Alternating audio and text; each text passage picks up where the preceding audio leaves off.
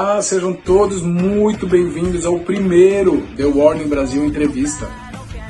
Esse projeto surgiu, na verdade, da necessidade, mas principalmente da vontade que a gente tinha de estar próximo dos nossos amigos, todos fãs da banda. Poder compartilhar um pouquinho das ideias, um pouquinho das emoções de cada um, que não são poucas, né? Nós estamos aí com shows lotados acontecendo no México, música nova sendo lançada, expectativa de disco novo para breve. Então assim, eu tenho certeza que assunto não vai faltar por aqui. A cada programa a gente vai ter um convidado diferente, vamos fazer um bate-papo, vamos falar sobre música, vamos falar sobre cultura em geral, mas claro, o assunto principal sempre vai ser o The Warning. Então eu convido a todos a participar, ativem as notificações, deixe seu like, porque o The Warning Brasil Entrevista está no ar. Olá a todos! Hoje estamos com uma pessoa que, além de fã da nossa querida banda, também é um grande cineasta e escritor. Geraldo Maciel. Autor de obras como Enquanto um Raio Rasga o Céu, Fragmento e outras. Dono também do canal Playlist Infinita, que hoje conta com mais de 800 seguidores. Conhecendo um pouco mais dele, fique com nossa entrevista. Queria dar as boas-vindas ao Geraldo, nosso convidado de hoje. Primeiro, parabenizar, que a gente estamos sabendo que você teve num evento, uma premiação em Campos do Jordão, de festival de curtas-metragens. Sim, então, queria primeiro dar os parabéns a você. Obrigado. Fantástico isso, cara. Muito bom. Se você quiser falar um pouquinho do filme. Cara, na verdade, assim, primeiro lugar, muito obrigado pelo convite para estar aqui. Falar de uma banda que a gente ama é sempre bom, né? Eu gosto. A coisa que eu acho que eu mais gosto de fazer na minha vida é falar de música, cara. Nós também. Mas eu sou professor, né? E eu tenho o meu canal no YouTube aqui, a Playlist Infinita. A gente começou como um canal de cinema, na verdade, porque eu sou apaixonado pelas duas coisas. Só que de música eu só sei falar. Agora, de cinema, eu entrei nessa vida de fazer cinema faz acho que 5 anos, foi em 2018, quando eu fiz meu primeiro curso de roteiro. Só que aí depois veio aquela coisa chamada pandemia que atrapalhou a nossa vida, né? Pois pra gente que trabalha com arte, com audiovisual, com esse tipo de coisa, cara. Foi crítico. Foi crítico. E o pior, eu lancei meu primeiro livro, na pandemia. No meio da loucura do furacão, coisa. Exatamente. Então não consegui divulgar. Foi a festa de lançamento. Eu tive que fazer uma festa com 15 pessoas, num lugar enorme, para manter o distanciamento e tudo. Mas aí, depois da pandemia, eu fiquei bem desanimado com literatura. E eu falei, cara, eu vou voltar pro cinema. Aí no ano passado eu participei de um curta-metragem, só que atuando, né? E eu escrevi o fragmento número 1 e escrevi o Enquanto um Raio Rasga o Céu, que foram os meus 2 primeiros filmes. E não fiz, eu só escrevi, não consegui fazer. No fim do ano, em novembro, eu filmei o Enquanto um Raio Rasga o Céu, que é esse filme que estava no Festival de Campos do Jordão. E demorei pra caramba pra conseguir filmar, porque, cara, é cinema independente, né? A gente não faz com pouco recurso, a gente faz com 0 recurso. Entendeu? Mas aí... No peito que vai. Exato, e aí eu acabei o filme agora em julho e comecei a inscrever nos festivais. Eu exibi os 2 filmes, né? Tanto o Fragmento número 1 quanto Enquanto um Raio Rasga o Céu no Lift Off, que é do Reino Unido. Foi o primeiro festival que eu participei. E aí agora, o Enquanto um Raio entrou no Festival de Campos do Jordão, que pra mim foi muito emocionante, nostálgico, tudo, porque eu sou de Campos do Jordão, né? Só que faz 10 anos que eu saí de lá.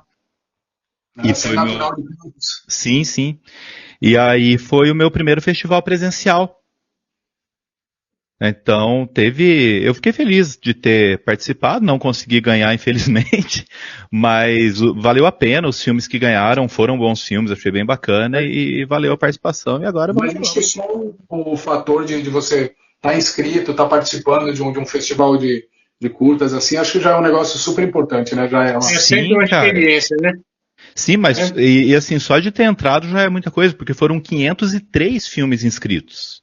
Olha, Bastante coisa. E rolou uma seleção para entrar nisso? Como é que foi isso? Sim, na verdade o meu filme entrou na categoria regional, né, que é só da galera do Vale do Paraíba, Serra da Mantiqueira e Litoral Norte. Perfeito. E os outros filmes, né, nas categorias nacionais, eles separaram em gêneros que foram ficção, documentário e animação. E na categoria regional foram poucos filmes que foram selecionados, foram 11 só.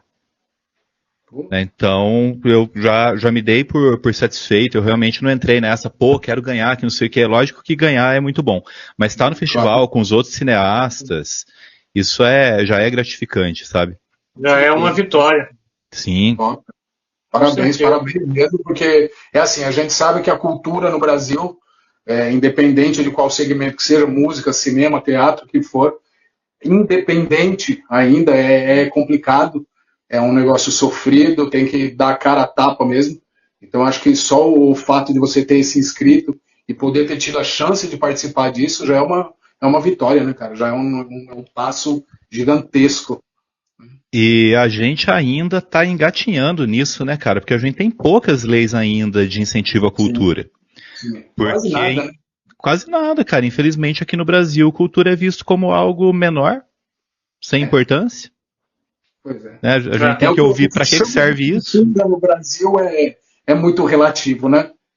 Pronto, é outro assunto, não vamos entrar em polêmica, mas é uma coisa meio complicada. Não é quando você fala em Não vamos cultura no estragar a Brasil. entrevista, né?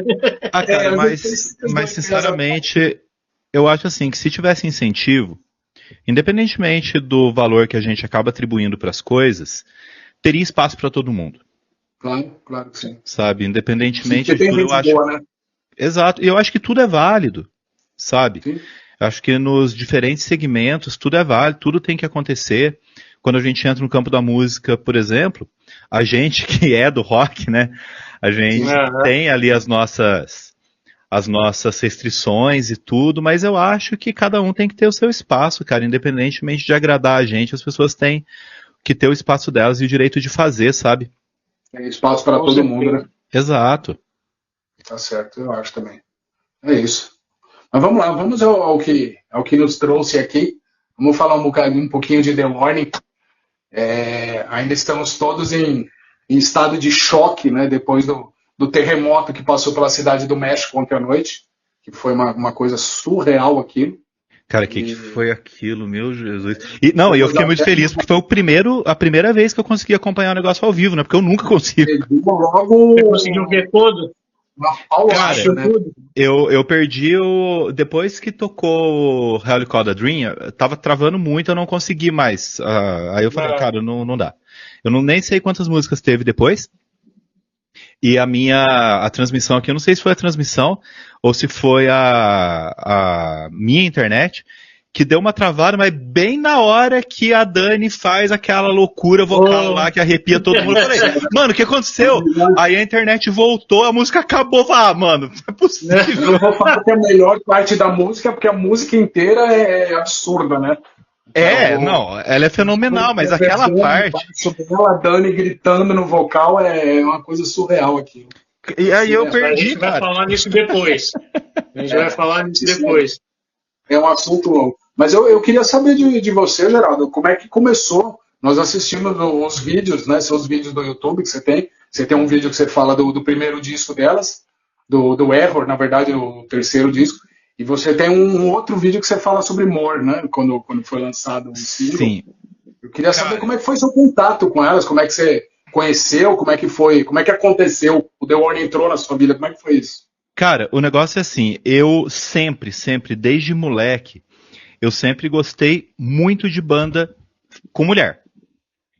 Seja cantando, seja tocando, não interessa. Somos dois. Eu sempre gostei, cara. Demais. E é uma coisa que, vamos ser sinceros, né, cara? A gente é tudo velho aqui e a gente sabe que no nosso meio isso é raro. Sim, porque homem gosta de homem, velho. Homem gosta de ouvir homem, é um negócio impressionante. o rock é um pouco machista, né? Ainda é um pouco machista. Eu não acho que é um pouco, não. Eu acho que é machista pra caramba. Bastante. Pra caramba, sabe? É o que eu falo da nossa mídia. A nossa mídia é bem retrógrada, bem machista. Esses dias, cara, esses dias faz tempo já. Eu tava vendo um vídeo do Gastão Moreira, e aí uma live, na verdade, quando ele tava fazendo as lives com o Nando Machado, e alguém entrou na live e falou assim, e escreveu que mulher no rock só serve pra group. Eu falei, mano, claro que o cara foi bloqueado na hora. Né? Uma coisa ridícula, uma coisa absurda. E eu sempre procuro essas bandas e eu tava numa vibe no ano passado muito de ouvir Hailstorm. Fantástico. E essa é uma das poucas, assim, o streaming de música, a única vantagem que ele tem é você ter acesso a tudo, porque eu sempre prefiro comprar o disco e tudo, né? Sim. Mas o streaming traz essa coisa das recomendações. E aí, numa dessas, apareceu o The Warning pra mim. Parecido com. Exato. Né? E aí eu ouvi, cara. Falei, mano, porra é essa, velho? Eu não sabia, nunca tinha ouvido falar na minha vida. Fui pesquisar, descobri que era. Fui pesquisar, não. Nos próprios dados ali do stream, eu vi que era uma banda mexicana. Até aí, não vi a cara das meninas, não vi nada, nem dei muita bola pra essa informação no começo, na verdade. Depois que eu fui descobrir que eram meninas mesmo, que eram extremamente jovens, né? Mas eu lembro que eu mostrei pro meu amigo, que é o Lucão, que fazia parte do canal comigo, e o besta não deu bola pra banda. Aí eu falei, não é possível, né? Aí eu comecei a ouvir mais e mais e mais, e a primeira vez que o The Warning apareceu no meu canal, na verdade, não foi no vídeo do Error, foi no vídeo de melhores discos de 2022. Que foi a primeira vez que eu fiz um vídeo assim. Porque o meu canal, na verdade, ele falava de cinema, o assunto era cinema, e a gente fazia um podcast de música que aí a gente começou a pôr no YouTube, só que sem a imagem, né? Era só a gente conversando mesmo, só o áudio. E aí no fim do ano eu decidi, vou fazer esse vídeo dos melhores discos, já que a gente fala de música, eu tô autorizado a fazer, né? E coloquei o Error como o melhor disco do ano passado. Perfeito. E aí depois o canal deu uma pausa, porque a gente ficou sem equipamento para gravar, para editar, porque queimou o computador do Lucão e tal. Mas a gente já tinha gravado o vídeo do The Warning, que foi o primeiro vídeo que a gente fez falando sobre música. Antes, como eu falei, era só áudio.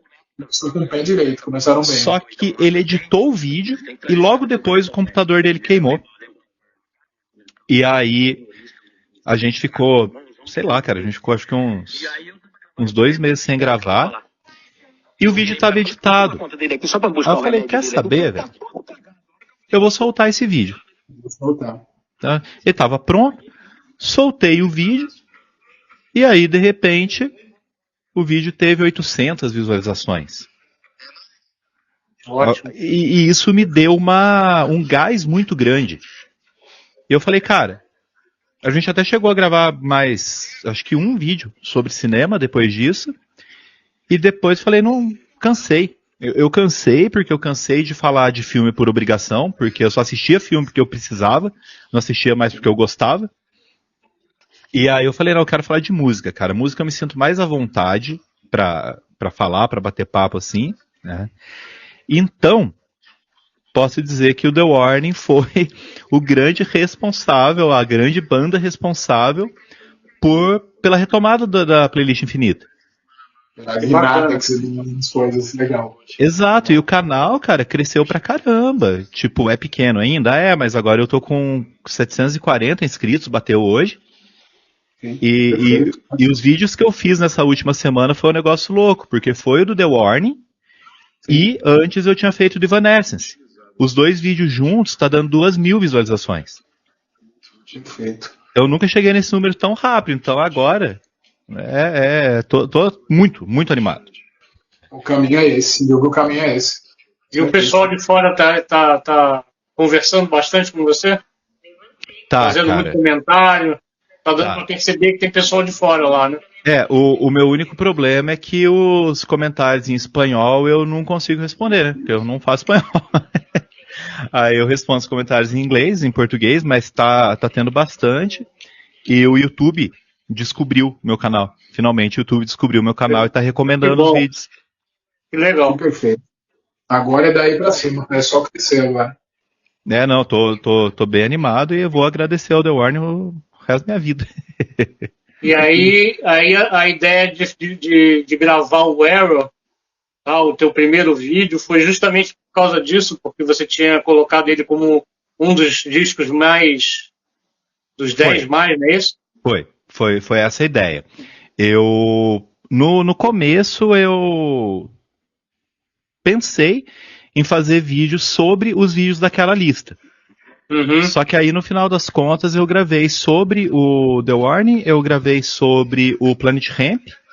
Só que o do Planet Hemp eu não soltei, porque Planet Hemp, apesar do disco dele ser muito bom, eu achei que era polêmico demais pra falar no canal ainda, sabe? E aí eu acabei não soltando e abandonei essa ideia de fazer daquela lista lá, porque aí começa a surgir pauta quente, né? E aí... E o The Warning é aquele negócio, o The Warning fez alguma coisa pra minha pauta. Isso aí. E aí surgiu o More, né? Aí surgiu o More. E cara, eu fico besta, cara. Essas meninas me deixam atônito toda vez que elas fazem alguma coisa nova. Pois é. O que você acha do More, em si, a música? Você acha... Muita gente falou que tinha uma veia muito pop, que eles iam cair para outro lado. Cara, eu não pensei assim, e eu achei bem bacana, mesmo tendo essa veia. Então, eu confesso que torci o nariz um pouco no começo. Primeira vez que eu escutei Exatamente, eu lembro. Marcelo ainda, eu falei, não me soou muito bem. A minha escola de música é o heavy metal, né? Eu escuto a minha também. E heavy metal. Então, a primeira vez que eu escutei More, eu fiquei meio, falei, o caminho não é mais ou menos por aí. Mas aí eu fui habituando o ouvido, né? A gente vai acostumando com a coisa. E aí vi que tem pegada, a música tem uma pegada absurda, né? Cara, ó, se tem uma coisa de que eu me orgulho, é de ter pouquíssimos preconceitos musicais. Então, eu comecei a minha vida no rock ouvindo rock brasileiro, aquele pop rock dos anos 80 ali. Minha banda favorita da vida é Legião Urbana. Uhum. Tenho, tipo, coleção completa de Paralamas do Sucesso e, sinceramente, é pop pra caramba, né? Então isso entrou primeiro na minha vida, depois que eu fui aprender o que era heavy metal, o que era punk rock. E o punk rock me fisgou muito mais rápido do que o heavy metal. Eu fui muito mais do punk do que do heavy metal. Tanto que progressivo, que você falou, eu comecei a ter paciência para progressivo agora que eu fiquei velho. Porque quando eu era moleque eu não suportava, cara. Foi difícil pra caramba, né? Porque vem do funk. Não é toda hora que você consegue escutar mesmo, né? Você tem que estar preparado, vamos dizer assim. Então, assim, cara, quando eu ouvi More, a primeira impressão que eu tive foi a mesma, tipo, é muito mais pop do que tudo que elas já fizeram. Sim. Mas, por outro lado, a minha cabeça foi, caralho, velho, essas meninas conseguem fazer até isso. Tipo, elas conseguem fazer música pop também. Então, assim, absurdo ali dentro. Cara, e eu adoro Muse. Adoro Muse. Então, assim, eu gostei pra caramba e a questão é que eu fui gostando cada vez mais. Tipo, eu já gostei na primeira ouvida, mas eu fui gostando cada vez mais. Falei, cara, essa música é sensacional, mas ela não me pegou tão de jeito quanto as duas novas aí agora. Mas a More, ela ganha muito ao vivo, né? Sim. A More ao vivo é completamente diferente. Elas botam um peso aquele refrão de More ao vivo, pra atender qualquer lugar que eles tocam. É impressionante. Impressionante. A pegada delas ao vivo, aliás, com todas as músicas, né? Não só com More. Sim. Elas têm a capacidade de fazer as músicas muito mais pesadas, os riffs mais pesados ao vivo. E fica muito bem, soa muito bem. E a gente aqui Fantástico. nesse desespero de poder ver elas ao vivo, né? Pois é. Mas vai chegar o dia, meu amigo. Vai chegar o dia ainda. Vai acontecer, isso vai acontecer. Vai. Tem esperança que aconteça logo. E o que você falou que gosta de banda feminina, independente de ser vocal, instrumental, além disso, o que te chamou mais a atenção, vamos dizer assim, em relação ao The Warning, em relação à banda? Cara, eu sou muito assim de feeling, né? Tipo, ouvi a primeira vez, o negócio me pegou de cara. E eu, como falei, eu venho do punk rock. Então, dificilmente a primeira coisa que eu vou analisar numa banda é a técnica. Tá? Isso vou ver depois. E elas são extremamente talentosas, são extremamente técnicas, são musicistas fenomenais, beleza. Mas isso pra mim vem depois. O que me chama a atenção é que elas tocam com alma, velho. É esse que é o negócio. A gente sente que a música tá viva. E isso vem desde do primeiro álbum delas. Sabe? É o que pega mais as pessoas mesmo. Exato, então até eu falei que as músicas, no meu vídeo eu falo, né, que as músicas me arrepiaram e tal, e alguém comentou que os arrepios fazem parte da experiência de ouvir The Warning. Sabe? Todo mundo se emociona quando escuta, né? Exato, você vê os papos enquanto está rolando o show delas, todo mundo emocionado, chorando e não sei o que, pega, né, a coisa, não tem por onde. Exato, e aí, quando eu vi pela primeira vez, que eu vi a cara delas e vi elas tocando ao vivo, meu primeiro comentário foi sobre a Paulina. Porque baterista que eu gosto é baterista que toca daquele jeito. Que tá tocando, tá mexendo, tá espancando a bateria e tá pulando e tá fazendo não sei o quê. É a escola Dave Grohl de bateria. Exato, ela é impressionante. E ainda canta maravilhosamente bem em cima, né? Não, então, velho, aí quando eu descobri que ela cantava também, porque quando eu tava ouvindo no stream, eu vi que tinha duas pessoas cantando, mas não sabia quem, né? Aí quando eu descobri, eu falei, mano, eu não tô acreditando. Aí eu vi aquele vídeo famosíssimo delas no TED Talk. Dust to Dust. Não, no... Caramba, peraí, que eu às vezes me foge aqui o nome das músicas. O Survive. Tá. Quando elas tocam Survive no TED Talk. E aí eu falei, velho. Eu costumo falar que Survive é o grande hino da banda, eu acho que essa música é impressionante. Cara, só que é um hino que elas fizeram quando elas eram crianças. Sabe? O que torna tudo mais impressionante ainda. Exatamente. Sabe? Aquela música que você é outro fator que deixa a gente apaixonado. Exato. E tipo... A Paulina é o cérebro da banda, né? O gênio da banda é ela, né? Em termos de composições e não sei o quê. A maior parte das composições são dela. E você vê que é absurdo, né? O que ela faz. E ela consegue trabalhar, você pega, por exemplo, Queens of the Murder Scene, que é uma narrativa de uma história. Não vou dizer uma história brutal e não sei o quê, mas pronto, é uma história de assassinato e não sei o quê. Tem uma pegada um pouco mais trash, mais pesada, assim. E aí você vê uma composição dela como Breathe, por exemplo, que é o oposto daquilo tudo, né? Como é que sai coisas tão boas e tão distintas de dentro da mesma cabeça, né? É impressionante isso. O bom é que a gente tem caminhos, né, para apresentar o The Warning para as pessoas. Você vai apresentar, nossa, olha, tem essa música aqui que é mais delicada, tem essa aqui que é porrada pra caramba, então a gente só pode vai... escolher qual caminho vai, né? Exatamente. Mas foi uma das coisas que me chamou a atenção no Error, né, cara? O Error tem uma variedade musical muito grande. É um disco conceitual, né, de certa maneira ali, por causa das temáticas e tudo. Sim. Mas a variedade musical é uma coisa absurda. Uma coisa absurda e tudo é bom. E a prova de que esse disco me pegou é que eu descobri a banda, um mês depois eu já meti essa tatuagem aqui, né? Uau! Bacana. Perfeito. O Sasha tem uma parecida. Foi, mano, eu tenho uma aqui em cima, entendeu? Eu tenho algumas do The Warning aqui. Não é? Eu fiz só essa. Tem na mão aqui. Eu tenho um pedaço de uma letra delas que, na perna aqui, na introdução da When I'm Alone, que uma música que para mim é a música mais especial delas, então eu tatuei também. Então, tamo aí. Coisa de fã mesmo, né? Eu não espero que ninguém entenda, só que o negócio me tocou de uma maneira e pô, eu tenho que tatuar. Isso aqui eu queria tatuar num lugar visível, e era o único que eu tinha que sobrou.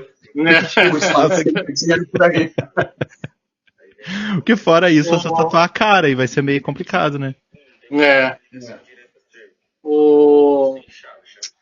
Seguinte, você que é diretor e roteirista também, o que você acha dos videoclipes do Error?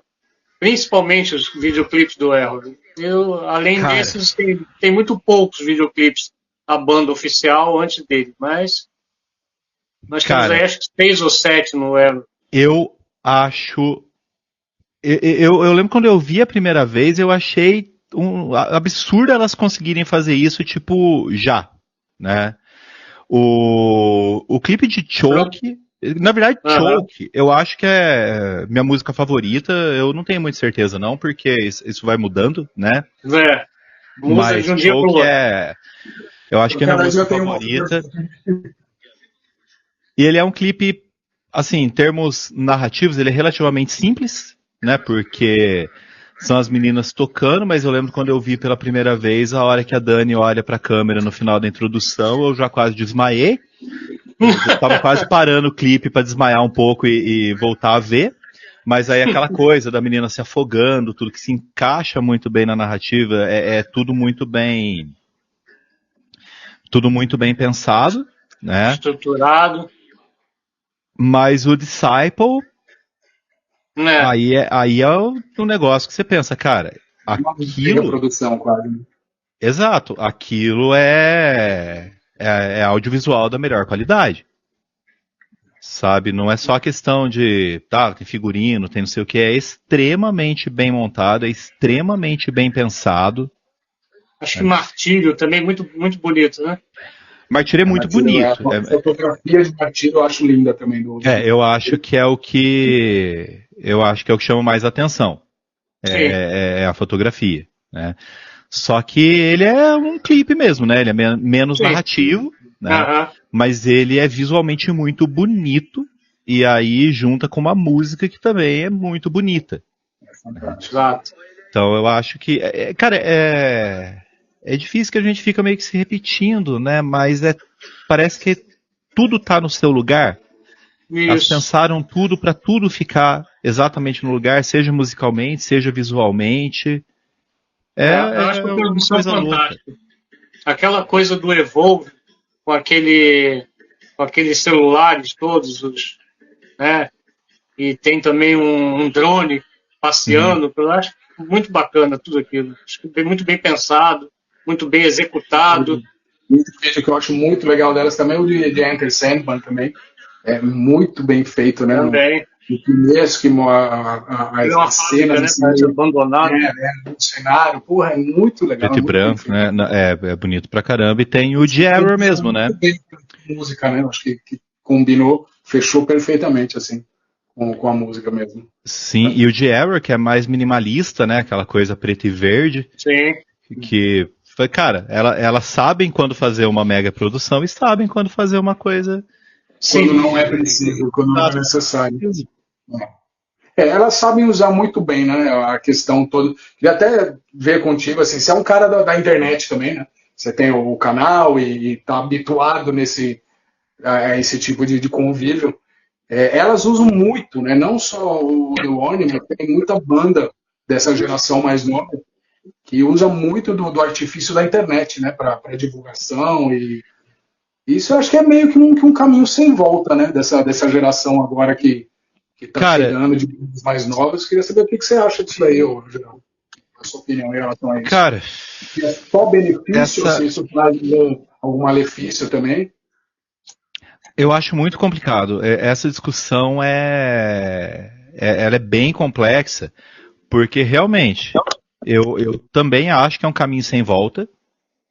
Só que, por outro lado, num lugar onde todo mundo pode estar, e o cara que é artista, o cara que é músico, o cara que é cineasta, o cara que é escritor, a partir do momento que isso se torna tão necessário, eu acho ruim. Eu acho ruim, porque se a pessoa não tem esse jogo de cintura, esse talento até, para trabalhar com as mídias, ela vai ser prejudicada. Tem que saber usar a coisa toda, né? Só que é tipo uma obrigação. Hoje em dia você não pode mais ser só um artista.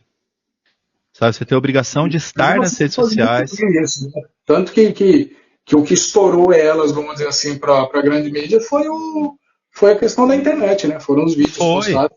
Principalmente o cover do Metallica que elas fizeram, que foi o start da carreira delas, né? Foi, e aí você tem que juntar várias coisas, né, na verdade. Você tem que juntar o talento da pessoa, sim, claro, com o carisma que elas têm, com saber usar a internet e com sorte, né, porque tem esse fator. Porque de repente você faz tudo muito bem, mas não acontece aquele momento em que vai começar a chegar nas pessoas para fazer o negócio viralizar. E o fator sorte não é uma coisa que depende de você, né? O carisma depende de você, o talento depende de você. O fator sorte não, a coisa tem que acontecer. Se bem que o carisma não acho que dependa tanto da pessoa. A pessoa meio que nasce com isso. Sim, mas no caso, ou tem ou não tem, né? Exato, e aí se não tiver, já foi. Mas esse fator sorte que eu acho que é complicado. E elas tiveram tudo, e a partir do momento em que viralizou, aí entra a questão de saber usar a internet ao seu favor, né? Porque viralizou, agora tem que manter. E elas conseguiram.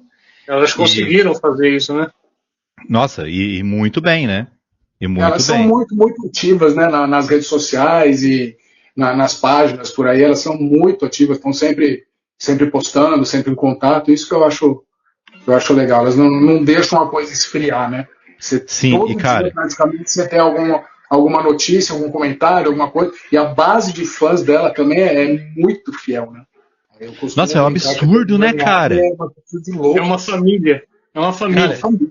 Quando eu comecei a acompanhar melhor esse ano, e eu descobri o tanto de página de fã que tem, de páginas dedicadas a elas, é um negócio absurdo.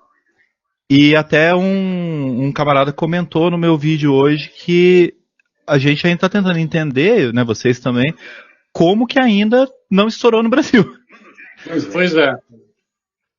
É aquilo que eu falei no início. Eu acho que além de ser uma mídia extremamente machista, ela ainda por cima é preguiçosa. Uhum. Que a gente consegue ouvir coisas que a gente fica barbarizado. Tá? Que aqui no Brasil não é a imprensa que corre atrás do artista, é o artista que tem que pedir para a imprensa divulgar. É o oposto. No mundo inteiro funciona do outro jeito, né? Mas no Brasil então, eles vão estourar no mundo inteiro, o Brasil vai ficar por último. De repente. E assim, cara, eu não sei, posso estar falando bobagem, mas existe uma questão que me incomoda demais, que é o fato de o roqueiro de maneira geral, e o roqueiro brasileiro em particular, ainda é muito reaça, né? Muito. E isso me incomoda terrivelmente, cara, porque sinceramente, não dá pra gente estar em 2023 e os caras achando que as bandas boas pararam dos anos 70, velho. Também. Não tem a menor condição. Tem coisas boas em todas as épocas, né? Não tem, em todas. É o conservadorismo. E o Brasil tá daquele jeito, né? Pois é. Sabe, isso é uma coisa que me incomoda terrivelmente, cara, porque eu falo, né, tipo, eu fiz um vídeo sobre Iron Maiden esses dias e tudo mais, beleza, mas eu gosto de descobrir coisa nova, eu gosto de falar de coisa nova, eu gosto de apresentar coisa nova para as pessoas, porque, como você acabou de falar, tem coisa boa em qualquer época. Não tem muito como escapar, sabe? Eu lembro quando o Caetano Veloso lançou o último disco dele, que o Porta dos Fundos fez um vídeo muito engraçado falando, cara, canção de 3 minutos agora não dá mais, não. E E eu fico pensando, o que a gente tem? A gente tem ou essas bandas, esses artistas, sei lá o que estão fazendo música para viralizar no TikTok, ou a gente tem as bandas antigas. Não, a gente tem que abraçar esse meio termo aí, de a banda que tá fazendo música boa ainda, que eu penso assim, cara, uma banda como The Warning é excelente, é genial, só que não tem espaço para ser mainstream. Sabe, esse espaço hoje não existe. Tá? Então, até hoje, né, o pessoal estava discutindo no grupo, falando que logo elas conseguem lotar um estádio aqui no Brasil. Sim, eu acho muito difícil. Sabe, eu queria, lógico que eu queria. Mas eu acho muito difícil. Porque o que está movendo as pessoas hoje para ir num show no estádio é ou artista pop, tipo, essa coisa louca que a Taylor Swift conseguiu, que é uma coisa absurda. Tipo, a menina isca, ela tá ganhando dinheiro, coisa absurda, sabe? Ou a nostalgia, tipo, é o Paul McCartney, que vai lotar 3 noites no Allianz. Ou é o Evanescence, que volta pro Brasil, aí não tava nem celebrando, que é mentira, né? 20 anos do Fallen, que eles tocaram mais música nova do que velha. Mas mesmo assim, mas foi sensacional do mesmo jeito. Então move-se muito pela nostalgia. Banda nova, sim. São as bandas que já tem a base de fãs já há muito tempo, né? Que já tem o Exato. Deles, né? Exato.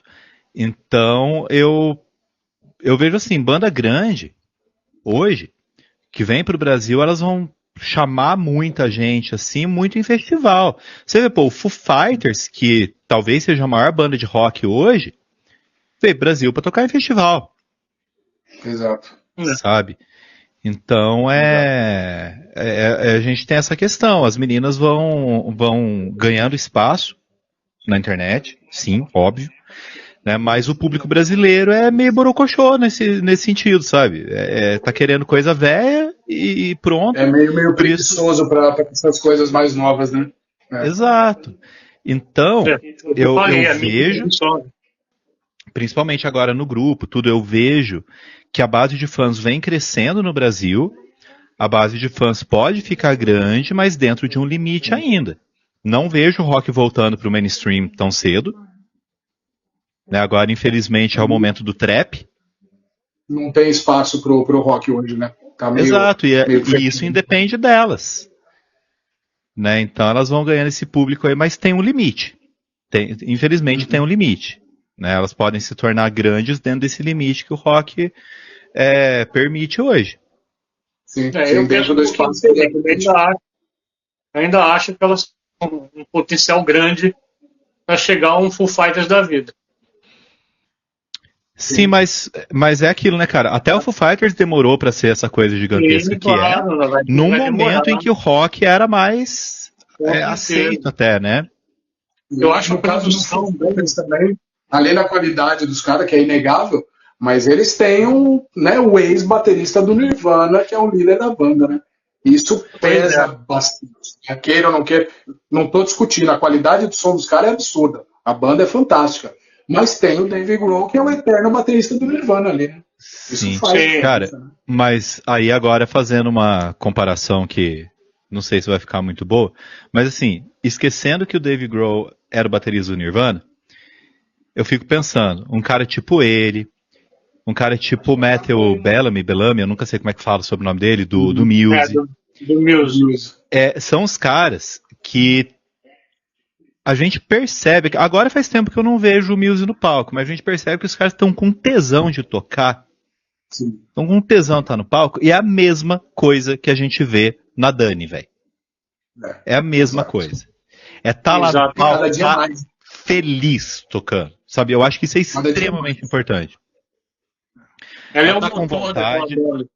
Oi? É o motor daquela banda. Ela é o motor daquela banda. Sim, ela vai melhorando, inclusive, em termos de postura de palco, né? Inclusive, a galera tava comentando isso nos últimos dias, nos últimos shows aí. Então, ela tem isso também.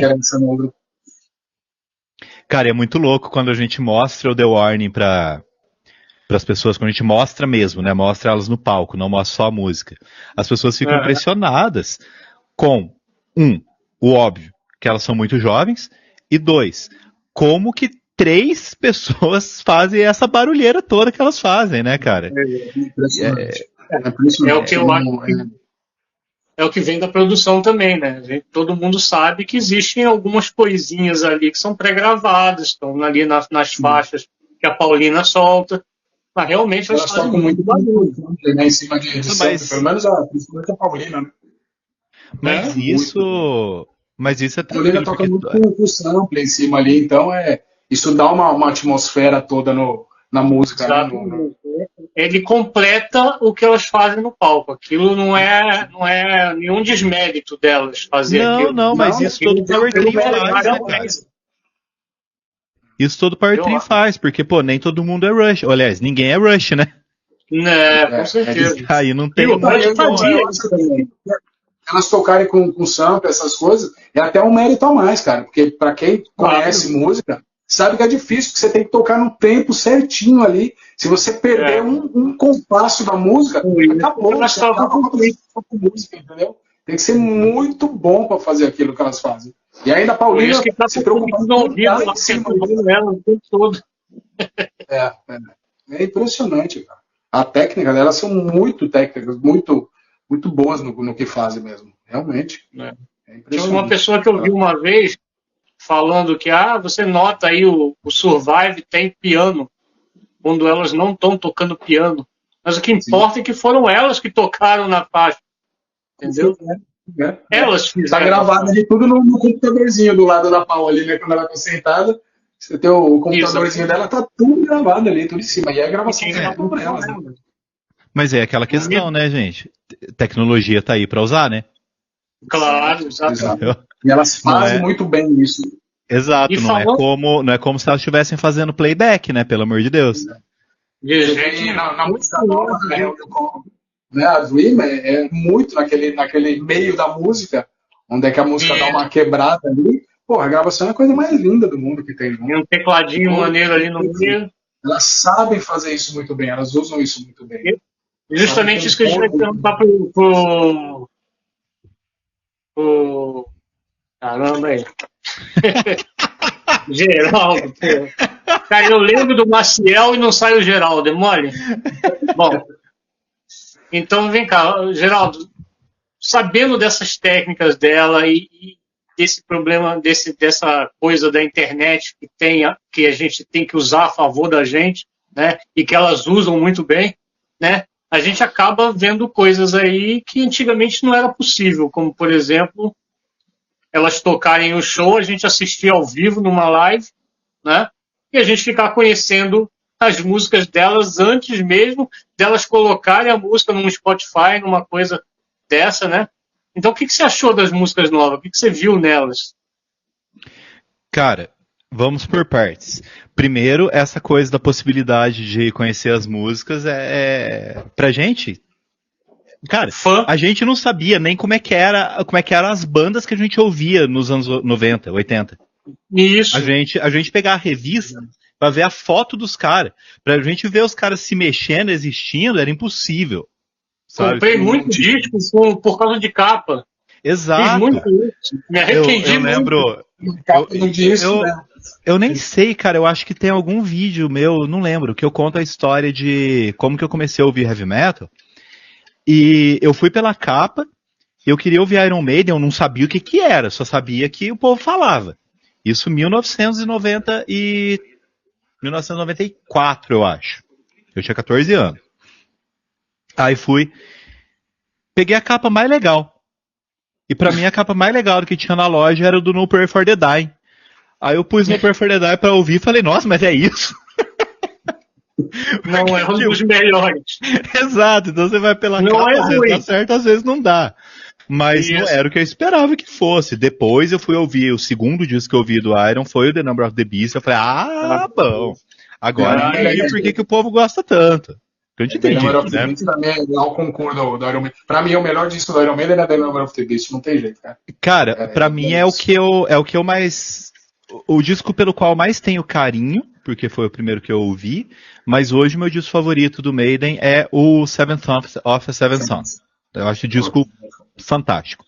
Mas enfim, voltando. Aí de repente as meninas estão aí, as meninas estão tocando lá no México, e sabe, sem a menor possibilidade da gente ir pro México ouvir, porque, né, sou pobre. E aí a gente ouvindo as músicas lá, tanto que eu mandei mensagem pra você, né, Marcelo, perguntando, você acha que é bacana? Porque eu tenho medo de ser desrespeitoso, entendeu? De falar da música que elas não lançaram ainda e tal, né? Então. Todo mundo tá fazendo. Aí quando você falou pra mim, a galera tá fazendo, eu falei, então tá, vou fazer. Vou fazer, tô fazendo como fã, não tô fazendo como crítico de música, né? Mas eu ouvi ao contrário, né? Na verdade, na primeira vez que eu ouvi a How You Call the Dream primeiro e depois a Sick. No meu vídeo tá a Sick primeiro e How You Call the Dream depois. E aí já me ferrou a vida, cara, porque eu ouvi o negócio e eu falei, mano, como que isso aconteceu? Como é que elas fizeram essa música e elas ficaram melhores do que já eram? Pois é. Sabe? Pois é. Eu vi e assim, eu fiquei arrepiado, sei lá, velho, 70% do tempo da música. Claro que na hora daquele vocal louco da Dani lá, foi um negócio que eu pega, né? Eu não tava preparado. Fica no meu ouvido, a Dani o dia inteiro aqui, ó, buzinando no meu ouvido, a mesma coisa. Eu também, cara, e eu vou contar um negócio pra vocês. Eu vou contar um negócio pra vocês que é muito curioso sobre mim. Como eu gosto muito de música desde muito cedo, né? Acredito que vocês também. Eu tenho uma questão esquisita, cara, porque eu sonho com música, né? Às vezes, quando eu tô sonhando assim, tá tocando música, tá tipo, quase cinema, tô fazendo trilha sonora no meu sonho, tá ligado? Trilha sonora na cabeça, no sonho, né? Aí, isso é estranho. Então, às vezes eu tô dormindo, acordo de noite pra ir no banheiro, né, que depois de certa idade a gente não consegue mais dormir a noite inteira. Acordo de noite pra ir no banheiro, tá tocando uma música na minha cabeça. Nos últimos dias, foi essa, velho, toda hora. Mas acho que tá na cabeça de todo mundo, né? Tá, então assim, ela é melhor do que Sick? Não sei, não é essa a questão. Sick é boa pra caramba também, né? Mas pra mim não é essa a questão. Exato, a Sick ela... Mas tem mais um pouco punk rock, ela tem uma pegada um pouco mais... Né? Então assim, a Sick me ganhou e eu, cara, aquele negócio que elas estão fazendo do telão antes da galera gritar Sick. Sim, pô, que sacada, velho. Essas sacadas é que a gente vê que a produção não tá pra brincadeira, entendeu? Exato. Então, por isso que eu te falei dos estádios. Ver um troço daquele num estádio lotado, coisa de louco. Isso é coisa da produção deles, né? Provavelmente deve ser coisa do Rude, alguém. É que nem a questão de ter uma orquestra de cordas pra tocar Enter Sandman e Black Hole. Pô, que sacada fantástica, né? E eu ouvi uma entrevista falando que foi o Rude que sugeriu, né? Ele perguntava de onde que apareceu. Esse foi ele que deu a sacada e falou: vamos meter uma orquestra de corda no palco pra tocar junto. E é só mulher, né? É uma orquestra de cordas só de mulheres também que elas botaram pra tocar junto. O que, na minha visão, é extremamente importante.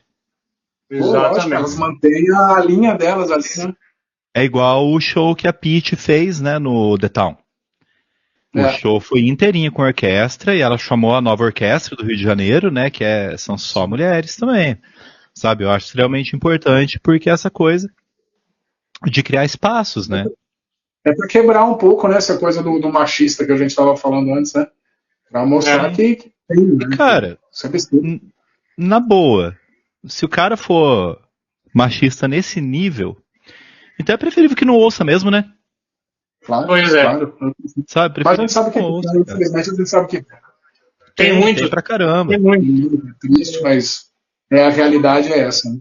E voltando lá pro assunto anterior, esse é outro problema de estar na internet o tempo todo, né? Sim. Porque você vê um grupo de meninas extremamente talentosas, que tá fazendo um puta show, que tá compondo pra caramba, que tá isso, aquilo, aquele outro, mas vão ter os caras xingando em algum momento. Né? Fica muito exposto, né? A internet te expõe demais. Eu até meio que estou preparado para ver os comentários desse vídeo depois.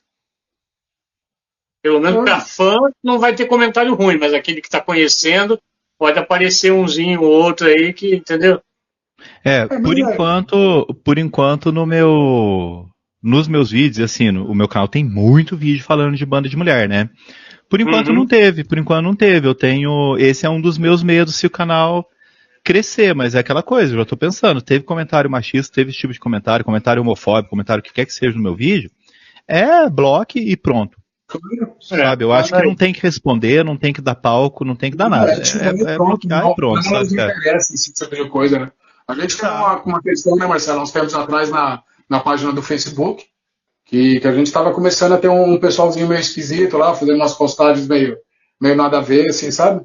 Eu lembro que vocês comentaram, mas conseguiu remover rápido, né? Sim, já tá resolvido. Tiveram que tomar umas providências. A mãe dela está lá, né? A mãe dela está no grupo. Você imagina ela vendo um negócio desse? Temos a Mamãe Warning no nosso grupo lá no Facebook, então é uma responsabilidade muito grande, né? Que a gente tem com isso. Sim. Não, e mesmo que não tivesse, né, cara, eu acho que a nossa função no mundo é combater esse tipo de coisa também. Exato. Em qualquer setor, de qualquer forma que venha. Exato, e como eu falei, a gente está nesse meio, e a gente falou várias vezes aqui que o rock é muito machista, e a pior coisa que a gente faz é se calar em relação a isso. Sabe? A gente não pode dar palco para os caras, e não pode deixar de falar. Exato, né? Tem alguma atitude que tem que tomar, mas não no sentido, eu vou... Também, porque senão você acaba meio que sendo conivente com a coisa toda, né? Exatamente. Eu vou dizer uma coisa para vocês. Não é só feminismo, não é só machismo, não, aliás. Por elas serem crianças, também tem o preconceito. Quer dizer, elas terem começado como criança e ainda sendo muito jovens. São as molequinhas. Porra, velho, isso era pra ser... Isso pra gente né? Tipo, motivo de orgulho. Pô, e não é? Mas não. Os instintos fazer um trabalho de isso. Mas é o que eu falei, cara. O vídeo que mais me arrepia delas de todos, o vídeo, não a música, é o vídeo de Survive lá no TED Talk, e elas eram super jovens. Super jovens, Isso me dá a Alê, velho, que a carinha de criança, o baixo maior que ela. E tocando pra caramba, sabe? Nossa, isso Alê tinha 11 anos. Ela tinha 11 para 12 anos ali, né, naquele vídeo, naquele show. É de se tirar o chapéu, velho. É de se tirar o chapéu. Aquele de bater palmas em pé. Sim. Bom, quando elas vierem pro Brasil, a gente vai bater palma em pé na grade, né, se possível. Com certeza. Com o peito todos juntos. Com certeza. Olha, eu vou te fazer uma pergunta agora meio complicada, cara, meio difícil. Mas o que você acha de álbuns e música? O que você tem de preferência de álbum e de alguma música? Né? Sei que é uma pergunta bem difícil de se fazer, né? Quase que impossível, mas manda lá. O que você... O delas? O que você tem na sua cabeça o top 3, vamos dizer assim, de músicas do The Warning? Caramba, velho. Ó, álbum é fácil. Porque é o Error, tranquilo, não tem muita discussão por vários motivos, né? Tecnicamente ele é o melhor, claro que elas evoluíram muito mais, e mesmo que não fosse, foi o primeiro disco que eu ouvi delas, foi o disco que me ganhou. Exatamente. Cara, vamos lá. Eu não vou colocar as músicas novas, tá? Vou colocar só as que estão em disco. Não vou colocar nem more, só o que tá em disco. Eu vou colocar aqui, velho. Choke, nesse momento, é a minha favorita. Amour, porque aquela parte em francês me ganha de uma maneira. Vai quebrar as pernas de qualquer um. Porque eu pensei, quando eu ouvi a primeira vez, eu achei que era só o título em francês. Aí a hora que ela começa a cantar em francês, eu falo, porra, que é isso, velho? Muito, né? É muito pra cabeça. É muito, cara. Ninguém é muito espera aquilo. Aí vou pensar aqui, ó, uma do Queen of the Murder Scene. Puta merda, hein? Vou pôr o Red Hands Never Fade, Olha, Baita som. legal. que eu acho... Com a Lê ou com o Dani? Com Dani. E a... Putz, cara, a do 21st Century Blood é mais foda, porque... Putz, é mais difícil, porque tem a Survive, que tem esse negócio aí do ao vivo. Uhum. Tem a When I'm Alone, que agora ganhou uma proporção absurda com esse jeito que a Dani tá fazendo. Mas... E já é a segunda repaginada que elas dão, né? Porque tem a música clássica de estúdio, aí a primeira versão ao vivo, que é a introdução em violão, e depois cai na música mesmo, e agora ela faz toda em acústico. Né? Toda em acústico, com ela parando toda vez fazer aquele discurso lá agora que quase mata a gente do coração, né? E, putz. Mas eu vou colocar outra, eu vou colocar Black Holes. Olha, muito boa. Também me ganha. Porque aquele Don't Hold On também fica na minha cabeça, então... Batendo ali, batendo dentro da cabeça. Então... Bom, acabei falando 4, né? Mas... Tá. É difícil, né? É difícil de eleger. Assim, eu não conseguiria eleger um ranking de música delas, porque cada dia eu tenho, claro, as de coração que a gente curte mais, mas todas as músicas delas são... Então, porque assim, essas que eu falei aqui agora não é um ranking, é tipo, nesse momento da minha existência, Choke é em primeiro, mas as outras todas estão em segundo. As 3 que eu falei estão em segundo. Não é uma em segundo, uma em terceiro e em quarto, é Choke ali e as outras... Tem 2 lugares na lista só, né? Choke e todas as outras embaixo. Exato. E assim, se a gente estivesse fazendo essa entrevista semana que vem, vai ser outra. Provavelmente ia ser outra. Choke talvez saísse de lá. Sabe? Exato. Porque é um bagulho absurdo, velho. A qualidade é absurda. Sabe? Não tem como falar. Não existe muito ruim. Não existe muito ruim. Existe a Choke esquisita, né? Mas aquilo não é. Aquilo eu tava falando hoje no grupo lá. Aquilo não é uma música. Em relação a isso também hoje, aquilo foi uma permissão errônea. Exato. Aquilo lá não devia estar, porque no stream aqui de música tá como single do The Warning, né? Aquilo lá devia estar no Aparece em. É isso aí. Verdade. Porque... Não, e eu vou contar um negócio pra vocês. Eu ouvi essa música, por causa da discussão que estava acontecendo no grupo, eu ouvi essa música pela primeira vez hoje, porque eu nunca tive coragem de ouvir. Putz. Eu nunca tinha tido coragem de ouvir. Não faço muita questão também, não. Aí, o que aconteceu? Eu ouvi 1 minuto de música, cara. Não dá. Aí... Tudo de ruim. Acho que foi uma tentativa, né, de fazer alguma coisa diferente ali, mas não tem um videoclipe, né? O videoclipe também é técnico. É horrível. Tem. Não vou ver, né? Eu vou pesar aqui pela minha saúde, né? Não vou ver isso, não. Tem coisa mais legal, mais interessante que é você assistir. Não vou... Não, depois de ver... Se eu fosse ver, não vou, né? Mas se eu fosse ver, acho que depois ia ter que ficar vendo em loop em todos os clipes delas pra desopilar. Pra fazer uma lavagem pra tirar aquilo. Vai ver o clipe do... esses dias, eu vou contar pra vocês, né? A gente tava falando hoje de chamar a gente pro Video Warning, né?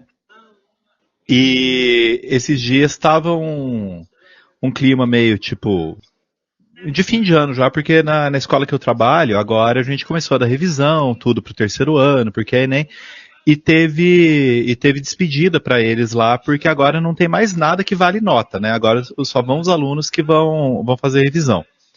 E aí, foi um momento meio leve ali, os alunos estavam conversando e tal, né? Aí eu falei, vamos mostrar a banda aqui pra esses caras, né? E aí eu fui no computador, coloquei na televisão da sala os clipes do The Warning pra eles verem. E aí, o que eu falei? Vou ser esperto aqui. Tem uns alunos lá que gostam de rock, que já gosta do Metallica, né? Então eu já pus o clipe de Enter Sandman, ele estava lá. Nossa, velho! E aí tem um aluno nessa sala que ele fez intercâmbio no México. Então ele Opa. conhece. A hora que colocou o clipe, ele... Ah lá, o The Warning! Elas são mexicanas! Já conhecia, já. Já Lá eles são extremamente conhecidos, né? Você pode ver que ontem tinha 9 mil pessoas dentro do Pepsi Center, né? Quase 10 mil pessoas, lotado. Absurdo. Cara, mas eu pensava que só no Brasil tinha tanto idiota, viu? Mas no México também, quando a gente começou a perceber as coisas, os comentários, é impressionante como tem hater delas também lá, cara. É muita gente. A gente vê muito nos grupos isso, né? Tem muito comentário esquisito nos grupos aí. E engraçado que quase sempre, quando você vai ver e você vai perceber o perfil do cara, você vê, é músico. Mas eu vou falar uma coisa. Esse negócio de a gente pensar que é só no Brasil é porque estamos aqui e a gente tá lidando com isso mais de perto. Isso, claro. Porque a ascensão dessa mentalidade, que começou lá por volta de 2016, mais ou menos, né? Aconteceu no mundo inteiro, cara. Então abriu a porta pra maluco, entendeu? Os caras perderam o medo de ser preconceituoso, perderam o medo de ser violento, entendeu? Então a gente tem que fechar essas... Na internet é fácil, não tem sua cara, sabe? Meio que escondido, vamos dizer assim, meio que camuflado. Então todo mundo fica corajoso. Esse é o garante na internet. Exato, esse é o ponto negativo da internet. Sabe? Eu cara, quero dizer que a internet é uma baita de uma ferramenta, né? Só que tem que saber usar, né? Ela pode ser tanto usada para o bem como para coisa ruim também, né? Tem jeito. Sim. Vai da função que cada um dá a ela, né? E agora a coisa foi ficando cada vez mais louca, né? Vamos torcer pra reverter isso, né? Pra melhorar. Com certeza. Bom, cara, agora é elas vindo pro Brasil. Ó, você desculpa. Ô, Marcelo, você mora no Rio, né? Moro no Rio. Cara, você me perdoa que eu vou falar, mas se elas vierem, eu torço pra elas não virem no Rock in Rio. Pô, também acho. Não, também não queria, não. Mas eu acho que o Rock in Rio não deve vir, não, cara. Eu acho que se for, deve pegar um Lollapalooza, um Summer Breeze, alguma coisa mais alternativa. Pra mim são dois fatores. Primeiro porque, pra mim é muito fácil ir pra São Paulo, né? São Paulo é aqui pertinho, e pro Rio é muito mais difícil. Segundo, que eu fico pensando, eu não queria ver elas abrirem para certas bandas, que eu não vou mencionar aqui para não gerar muita polêmica. Eu não gostaria de ver elas abrindo para certas bandas no Rock in Rio, sabe? Então, assim, Summer Breeze, cara, eu ainda tenho esperança. Eu também. Porque eles anunciaram... Eles anunciaram, tipo, metade das bandas só. Sim, ainda tem muita banda pra colocar no line-up ainda. O meu único medo é se elas vierem justamente no outro dia, porque eu já comprei o ingresso, né? Eu comprei pro sábado. E aí, se elas vierem no outro dia, eu vou ser obrigado a comprar. O line-up tá fabuloso, né? Do Lacuna, não foi? Lacuna Coil tá aqui. Eu vi num vídeo que você... Eu assisti seus vídeos, eu vi você falando do Lacuna. Tipo, eu já tava com vontade por causa do Even Temptation, que eu gosto pra caramba. Sim. Mas na hora que confirmou Lacuna Coil, meu irmão, Lacuna Coil foi a minha banda da pandemia. O Even Temptation, eu acho que começo do ano que vem elas vão tocar aqui também. Eu devo ir assistir também. Agora começa, né? Acabou de sair o disco, vão tocar pra tudo que é lugar, né? Mas assim... E assim... Aqui, na verdade, depois de maio, né? Porque aqui agora... Os festivais acabaram, os shows param, por causa da questão do inverno, né? Aqui é fodido por Deus. Mas aí em maio começa, depois de maio, junho, julho, agosto, de setembro até meio de setembro mais ou menos, é um festival atrás do outro. Você fica enlouquecido, é muita coisa. Mas aqui, cara, não me interessa não. Onde elas vierem, eu tô indo. Se tiver aqui pro Rio de Janeiro, eu vou fazer o quê, né? Vou pro Rio de Janeiro. Qualquer coisa, se tiver alguma banda que eu detesto tocando depois, eu durmo no ônibus excursão, né? Eu acho que vale a pena. Qualquer viagem, qualquer trajeto que seja necessário para assistir, ela vale muito a pena. Não, para elas vale. Cara, eu sinceramente queria que tivesse dado certo, que elas tivessem condições de vir tocar no Brasil em um clube, fazer um show só delas, um lugar para 5 mil pessoas. Sabe por quê? Porque num lugar para 5 mil pessoas é bacana porque, tipo, a gente que é doido pela banda, a gente vai ficar lá na frente. Sim. Mas é bacana a galera que é menos doida pela banda, que vai ficar atrás, mas consegue ver. Consegue ver, sabe? né? Um lugar Consegue ver. tipo a Audi, um lugar tipo Carioca Club em São Paulo. São os lugares que são bacanas, que conseguem abrigar esse tipo de show, sabe? E ia ser muito mais... E um show solo delas é outra coisa, porque elas têm um repertório muito maior, né? É outra. Exato. E daí elas abrindo, elas tocam, sei lá, 4, 5, 6 músicas, alguma coisa assim, dependendo de festival, alguma coisa assim. Festival não tem muito espaço. Festival Uma hora. aqui, eu imagino que elas vão tocar meia hora e 40 minutos, né? Ainda. Mas, Porque o show delas, elas tocam 1h30. 35 minutos, alguma coisa assim. E aí o show solo dela tiveram... Eu assisti, teve quase 1h30 de show. 1h20, acho que foi alguma coisa assim. Então, mas puta, queria... Cara, quando começou a conversa aí nossa de elas virem pro Brasil, que não sei o quê, eu já fiquei imaginando o lugar, entendeu? Eu já tava me colocando dentro do lugar, tava imaginando elas tocando no palco que eu conheço em São Paulo, sabe? Visualizando coisa toda, né? Exato. A última vez que eu fui no Carioca, que é um lugar bacana, foi no show Carioca do legal. Ginger. Foi no show do Ginger. Ginger é E... fantástico, dando uma baita banda. Nossa, outro também absurdo. que eu... Não, e o Ginger eu fiquei chateado, porque eu comprei o ingresso e eles cancelaram o show, né? Devolveram o dinheiro, tudo. Aí não demorou muito pra marcar, ainda bem, mas eu lembro que eu passei um tempo chateado por não ir no show. Mas ia marcar de novo, eu fui. Porque foi na verdade, assim, eles iam vir na pandemia, cancelaram por causa da pandemia. Aí o show foi remarcado e aí eles cancelaram por causa da guerra na Ucrânia, né? Sim. Eles não tinham autorização para sair, alguma coisa assim, né? Eu acho que dos 4 membros, 3 ainda moram na Ucrânia, então ficaram tudo preso lá, né? Mas aí acabaram conseguindo vir, foi um baita show, foi um show bem bacana. Mas eu fiquei pensando, pô, esse palco aí é perfeito pra elas, pra vir o Brasil. Sabe, lugar, acho que Carioca é fantástico. O palco da Áudio também dá.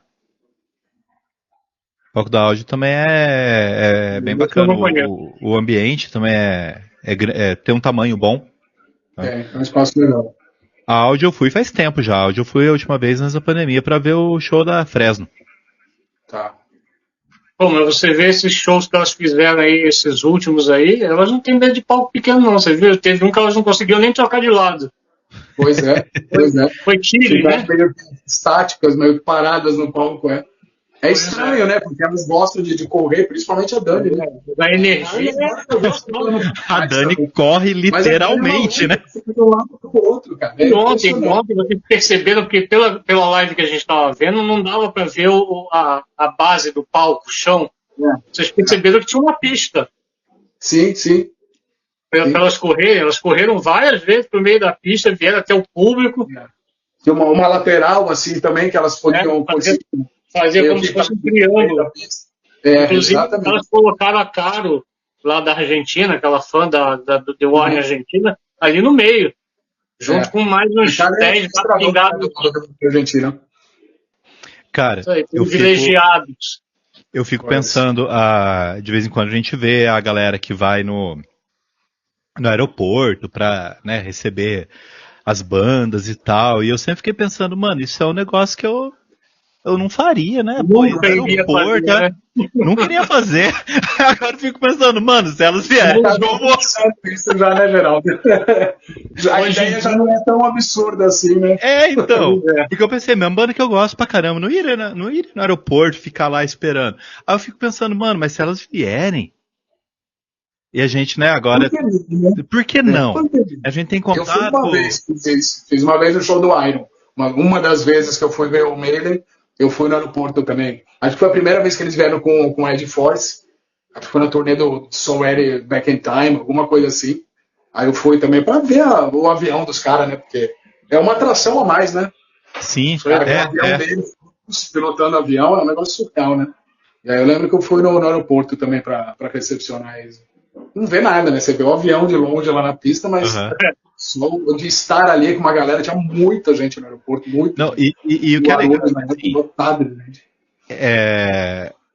Eu lembro agora em junho, né, que foi o Mita, que a Lana Del Rey, tinha uma galera recepcionando a Lana Del Rey no aeroporto, e ela foi super receptiva com as pessoas, tirou foto, pegou o celular da mão do cara pra tirar foto ela mesma, sabe? Então, aí depois agora a Emily do Evanescence também, Sim, conversando. também fez a mesma coisa, né?